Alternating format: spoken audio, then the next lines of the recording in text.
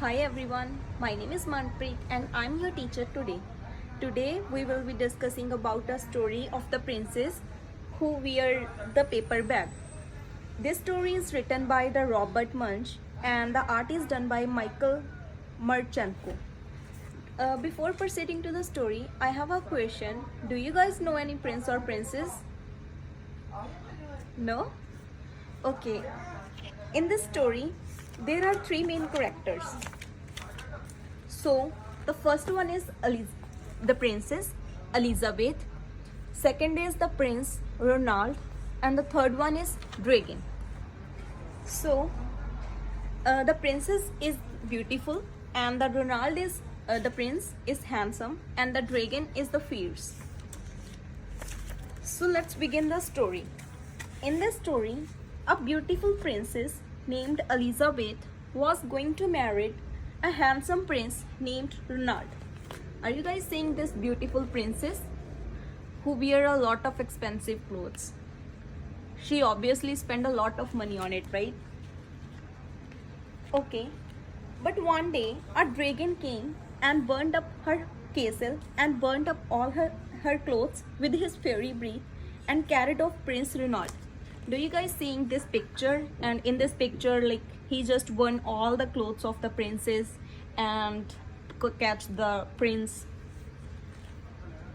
So next, Elizabeth decided to chase the dragon and get the Princess Ronald back. She looked everywhere for something to wear, but at the end she put on a paper bag that wasn't worn and followed the dragon like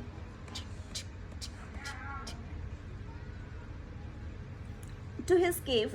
He was very easy to follow because he left a trail of burnt forest and the horse bones. Just look at this picture and see, she beard the paper bag and just following the footsteps that left by the dragon. Finally, she came to a large door.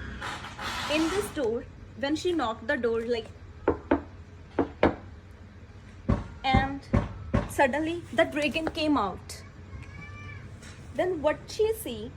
The dragon said, "Woo-ha! Princess, I love to eat princess, but I already eaten whole castle today. So in order to eat you, you need to come tomorrow." See, this is a large door and the prince and the dragon came. The princess is here. Then the princess said, wait, is it true, are you a fierce dragon? Then, oh yes, I am a fierce dragon. So then the princess said, can you burn up to 10 forests? Then the dragon said, oh yes. Then he just took a deep breath and burnt up to 50 forests. See the fire from his mouth. So how he took deep breath? Just do like this. Hold for 20 seconds.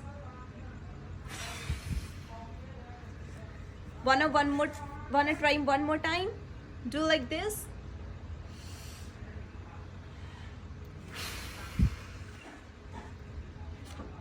So then the princess said, fantastic. Can you burn up to 100 forest? Then the dragon said, yeah. But at this time he had no fire left. Even he has no fire to cook meatballs. See, here he is trying to do the fire and the fire not coming from his mouth because he is out from the fire. Then, I bet you could fly around the whole world really fast, said the princess. The dragon just went around whole world in just 5 seconds. You guys see like how fast he is. In just 5 seconds he traveled the whole world. Then princess said, wow, do it one more time. So the dragon just went around the whole world and he did in 20 seconds. Now he was tired and want to sleep, just like.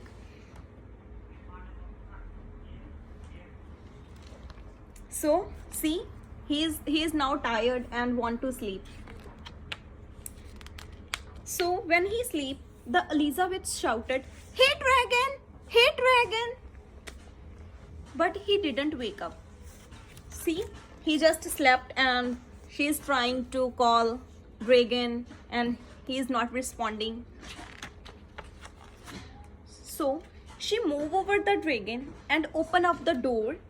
So when she opened the door, the princess came out and he said to the princess, "You are looking like a mess. You are smell like ashes and you have no shoes. You are wearing a dirty clothes paper bag. Come back and rescue me when you are dressed like a real princess." See, he's just telling her like how she is looking. Then the princess said, "Your hair is nice. You are looking like a prince, but you're a bum." In the end, they didn't get married at all. So the reason behind why I chose this book is because many students don't know about the prince and princess and how their life was. So the overall summary of the book is that Prince Elizabeth wants to marry a Prince Ronald, and when a dragon attacks to the castle and kidnaps Prince Ronald, so Elizabeth did a lot of hard work to save him, and at the very end she was able to save the Prince Ronald.